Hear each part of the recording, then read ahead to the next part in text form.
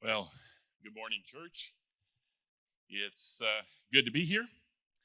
And as we take the opportunity, it was a few weeks ago that it started out with Rick. What's your name, Matt? Yeah. Uh, Rick's my buddy in Sassy Seniors Bible Study, and I enjoy him so much more than Matt. No. Truth be told, when Matt talked to me, I really didn't think I had much of a testimony. I really thought anyone's testimony was always about their initial step to come and follow Christ and the miracle of salvation that event is, and many of you share that with me this morning. But in truth, our testimony is not really about our ups and downs, not really about the initial step, but really our ups and downs as it relates to our ongoing walk with Him. Fact is, miracles don't cease when you enter into a relationship with Jesus Christ. In fact, that's where they really begin.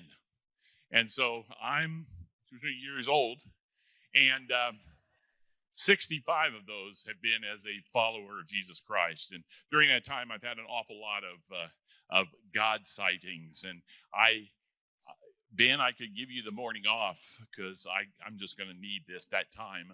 But no, I want to share, though, a couple of verses that I think encapsulate that which is true about my walk with the Lord. It's in Psalm 71, verse 5 beginning, where it says, "For you, O Lord, are my hope and my trust, O God, from my youth." And, O God, down in verse 17, "O God, from my youth you've taught me, and I still proclaim your wondrous deeds. So even to old age and gray hairs," which is not applicable, but so even to old age anyway, "O God, do not forsake me until I proclaim my might to another generation, your power to all those that come." And I really hope the few minutes that I have up here, I'm already down to 3 minutes. But I came to Christ at age 11 in the 6th grade, result of a church bus ministry. For you Southern Baptists, this was not a church that took us to church, though. Yeah, our Sunday school, it took us to the roller rink.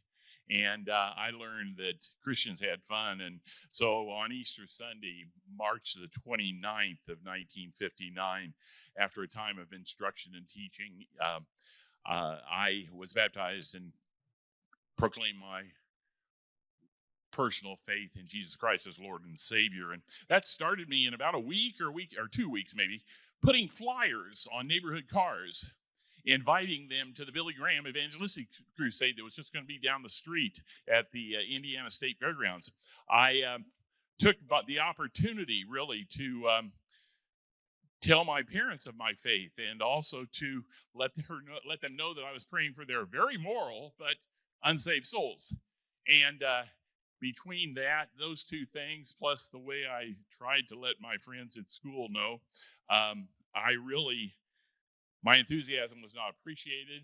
It was really in many ways mocked.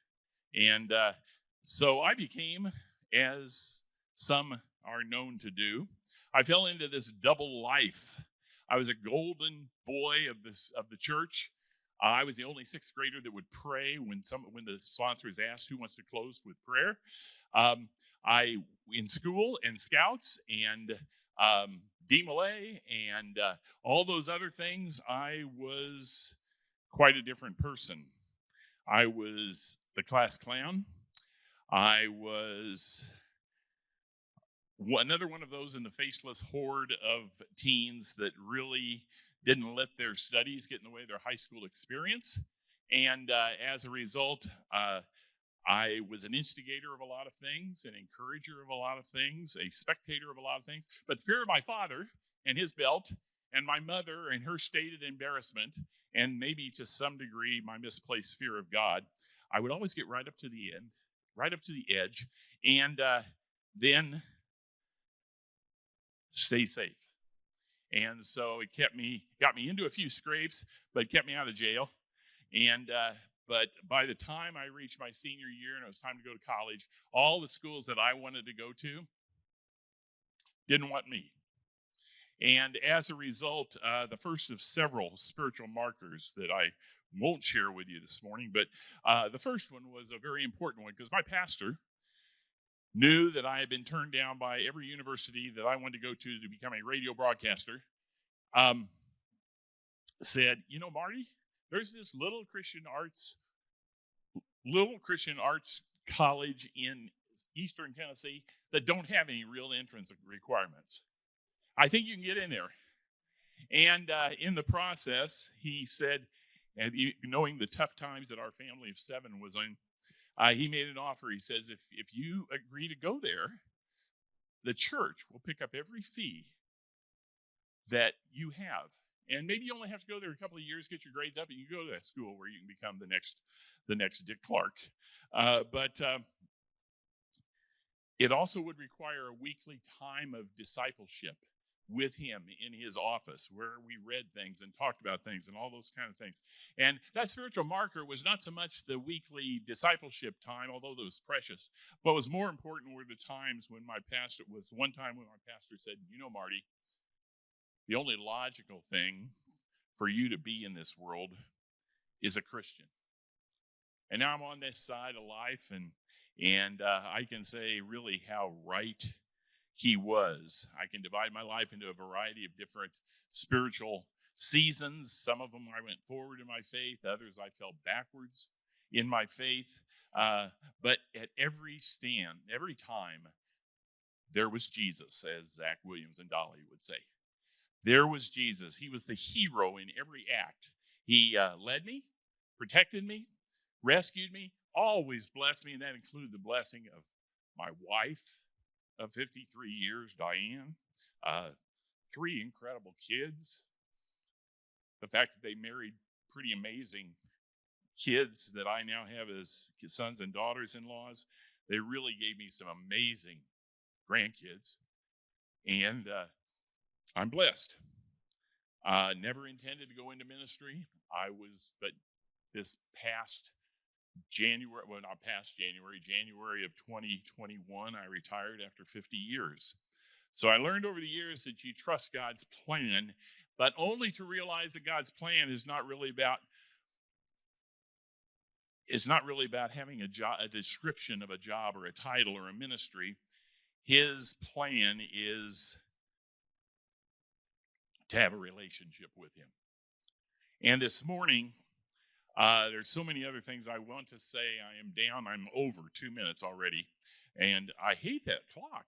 That stinks. But nonetheless, I realize that in all these days, it's been a process. God's given me who I've needed. It was never about what I could do for him. It was always what I could do with him. And sometimes it was just being a spectator for all the amazing things that God was doing as he worked all around me. Billy Graham said that no man has ever said yes to God and regretted it. He didn't say it was the safest. He didn't say it was the easiest. He didn't say it was the clearest. But in the grand scheme of things, now I can say that it's the only logical thing to be, because God, Father knows best. So the psalmist, I'm in the days of the psalmist in Psalm 90, where he says, our days may come to 70 years or 80 if our strength endures. So I'm in extra time.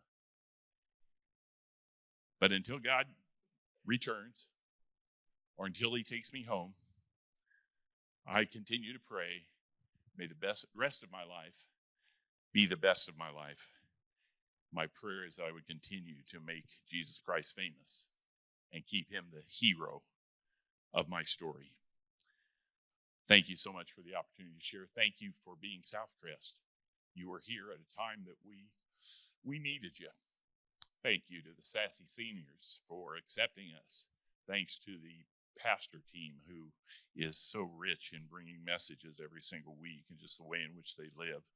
We've learned, even though we live in Union City, we've learned that even though we drive past dozens of churches, big and small, many of which I'm sure God's present in this Sunday morning, we found SouthCrest, and We'd come here because the difference is worth the distance.